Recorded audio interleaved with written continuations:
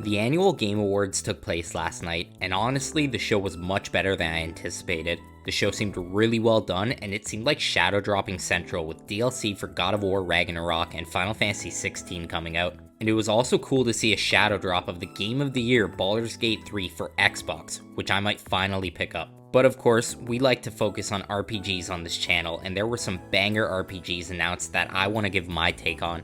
Now, the first one I want to talk about is Marvel's Blade.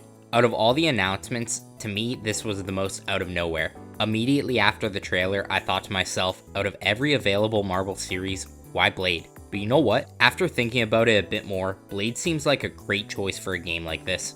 It's always cool when a company tries to revive a franchise that has kind of died off. And I mean, I love vampires, I like Blade, and I really like Bethesda games. So the idea of all of those things in an RPG seems like it could be great. Now, the only thing I didn't love was the very brief mention of it being a third-person game. Because as a longtime fan of Bethesda games, I believe their best work is in the first-person ARPG realm. However, regardless of the camera view, it seems like this could be an excellent game, and it's one that I'm definitely looking forward to hearing more about. Hopefully it doesn't follow in the footsteps of most Bethesda games by taking another 5+ years to release. On the topic of reviving a dead franchise, Visions of Mana completely caught me off guard. Now, when it comes to RPGs, the Mana series is among the all-time greats, with some legendary titles like Secrets of Mana and Legends of Mana released way back in the day. I'm pretty sure the last game released in the series that was on a home console was over 20 years ago. I'll be honest, I own these games and have never really gotten into them, purely because from this older era they were released in, I always prefer turn-based RPGs,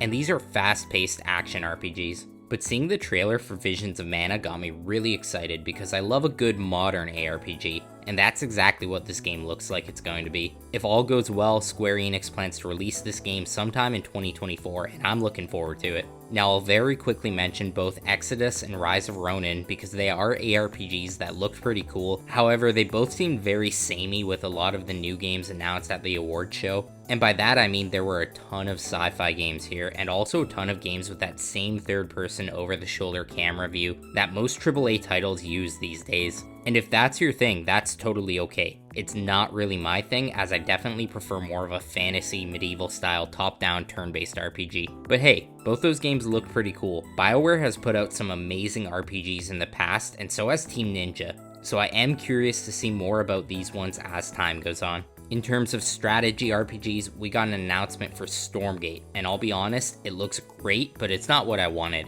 I was really hoping for StarCraft 2 to come to Game Pass, or maybe even an announcement for a new StarCraft game in the works. However, Blizzard has been keeping an extremely low profile when it comes to this franchise. Stormgate seems to be the next best thing, sharing a lot of similarities with StarCraft. And who knows, it may even end up being better than its clear biggest influence. I do really hate the whole coming to early access thing, but that's what this game is doing in summer of 2024. And now I saved what I think is going to be the best for last. The last RPG announcement that I'm covering here is a new JRPG series called Metaphor. Now, I think this game was actually announced back in June under a different title, but holy heck, it looks great.